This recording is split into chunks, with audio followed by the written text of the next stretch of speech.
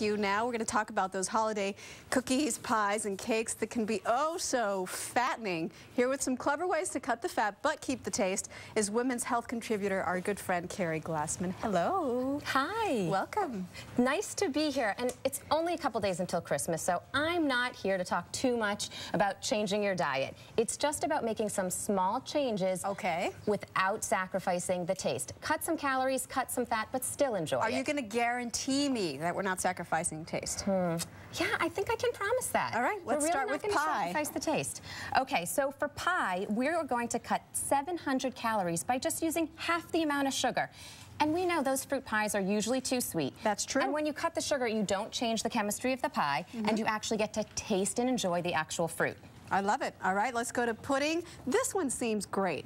Instead of heavy cream, use 2% milk. 2% milk, you're going to save 744 calories and also a whole lot of fat. And usually when you're going for these puddings, you want that creamy sweet taste, and you're not going to sacrifice that creaminess. You're still going to satisfy that craving. Okay, this one seems like a very small adjustment. When you make cookies, change the flour a little bit and it'll make all the difference in the calories. Go for whole wheat flour versus the all-purpose. And if you don't want to swap out completely, you can go half and half. This one, I promise you, your guests are not going to notice the difference. Less about calories here, more about nutrition. I have to get a little nutrition in there. You're going to get 12 grams of fiber in every cup of whole wheat pastry flour used. So it'll be good for you. Exactly. A little bit of fiber in there. Sort of good for you. Cheesecake, everybody loves cheesecake.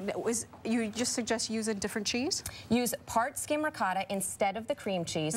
You're going to save 60 grams of fat. You're also going to double the protein. So hopefully you can even have a smaller amount and be more satisfied due to all that protein. Okay, here's the thing that I like to eat the most during the holidays, which is all these loaves and brownies.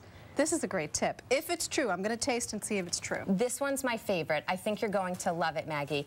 You're going to use the pumpkin puree instead of oil. For every half cup you switch out, 900 calories and 100 grams of fat you're going to save.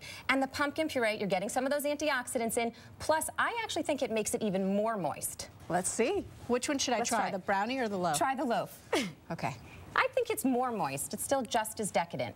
And again, we're adding a little bit of nutrition in there. That does not feel low-cal. Right? It's delicious. And again, it's still about enjoying the taste. We're just cutting calories and fat a tiny bit here. We're still enjoying. Trust me, I would not lie to you. This is amazing. Oh, really good. I'm so glad. Lastly, chocolate cake, my favorite thing on earth. The last one, super, super easy here. 3 tablespoons of cocoa powder instead of 1 ounce of baking chocolate. It's 85 calories. You're going to take them out right there. 12 grams of fat.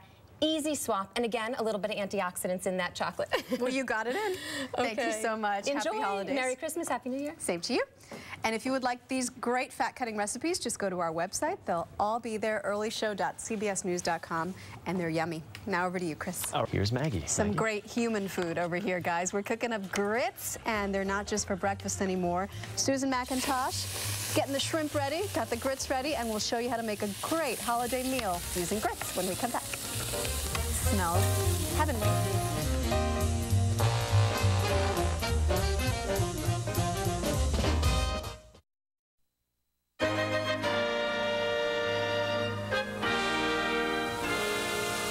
Well, if you are from the South, nothing says comfort food like grits. And Susan McIntosh, author of Glorious Grits, is here with some glorious grits to teach us this morning. Good morning. Good morning. Not just for breakfast anymore. No longer just for breakfast. Grits were certainly traditional breakfast food in the South for years. And of course, grits are still loved in the South for breakfast.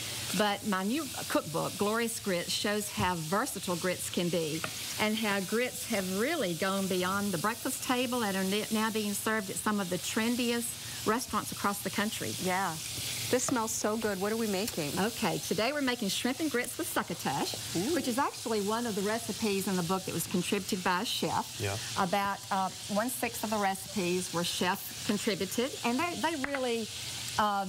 they're exciting because they show how gourmet grits can be. A lot of options, though. I mean, I think a lot of people don't understand how many options there are for grits. Like you said, they are versatile more than they are so versatile. They're, you know, kind of a humble food. Yeah. Right. But you can make it fancy. So you took some shrimp, you added what, sausage and onions to it? Red onions? Sausage and shallots. Oh, and shallots. So we're going to let that cook just a minute, but in the meantime, we're going to get our grits going because the secret to great grits is Can you just remind people what is grits? Yeah. Okay. Grits is prepared by grinding corn, dried corn. You grind the corn into grits. Or if you grind it a little bit more finely, the corn becomes polenta. Oh, there you go. So grits and polenta are first cousins. But it's definitely not porridge, correct? Not porridge. Not porridge. No, I'm making sure. no. Well, put all those disclaimers out there. And then if you grind it just a little bit longer and more finely, it becomes cornmeal. Is it difficult, though? I mean, does it scare people to try to cook? I mean, if you're from the north, and let's say it's not, something that you're familiar with, is it a little tough? What are you saying, Yankee? No, you scared of grits? Well, let me show you. We had boiling water. Boiling water, okay. We added grits. Added the grits. And we added salt. Add salt. Now you can stir. Are you scared? It's that easy. No. It's not scary. And how long will will I have to stir, or how long do we have to leave it in the pot before we get that type of consistency? Okay, stone ground grits take a little bit longer, but the difference between stone ground grits and the grits that you might find at the grocery store, the instant grits. No, we do not do instant grits, correct? No instant grits. No, the stone ground grits will take about 20 or 25 minutes to become done, Which but is not that it's bad. certainly worth the time. Exactly. And if you want to speed it up for the holidays, you can even soak the grits ahead of time, soak the dried grits ahead of time, and it makes them cook a little more quickly. Okay, so this is the right consistency, right, for your grits? That's Everybody? how you want your That's what you want. And then what I just did is add some white wine, cooking it down to deglaze the pan a little bit, which is all a pretty traditional shrimp and grits recipe. Exactly. But the unique thing about this recipe is we add succotash to it. Okay, let's do that. So after we deglaze the pan, you did it already? we'll we add the added here. succotash over here. And the colors and the flavors of this recipe are just incredible. Then we'll add some cherry tomatoes. More color, more taste. Yes. Got a very holiday look to it. A little bit of butter. A little bit of butter? Ah, that's where the butter was. I'm like, something's missing. Yeah, we need some butter How here. much? Just one, right? Oh, no, I Hey. think a couple of those. Couple? Really? Yeah. Okay. Yeah, I can't And get then when any you better. mix it all up, it looks like this, which is just beautiful. Right. Yeah, 2 is my limit. Right. We Can't got to do 2. taste. Yes. Let's taste. Oh, but we don't have the grits in it. Extra fork. And then with our grits, Great shrimp, huh? right, I'm going to be adding some of this just to show you what we do What is with that, the grits. cheese, Parmesan? Parmesan cheese Oh, now and you're some more talking. butter. Now you're talking. And that's just an example of how you can really dress up the grits with different flavors. Pop some on And there. then in the cookbook, we even serve grits for other times of the meal. I mean, other times of the day, not just for dinner, Look at that, everybody. but also Oops. for appetizers There you go. and even See? dessert. You try some? Good job, Mag. I'll try the one I... Here. Oh, you don't want mine? Well, because this one's, just cooked. Susan just made this. It's very good. The combo of the shrimp with the grits, You get somebody? spectacular. It's Thank you. incredible. Let's appreciate it. I'm sorry, I'm chewing.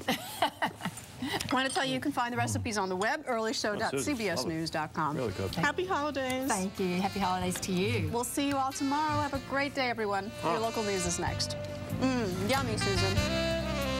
Thank you. These are great.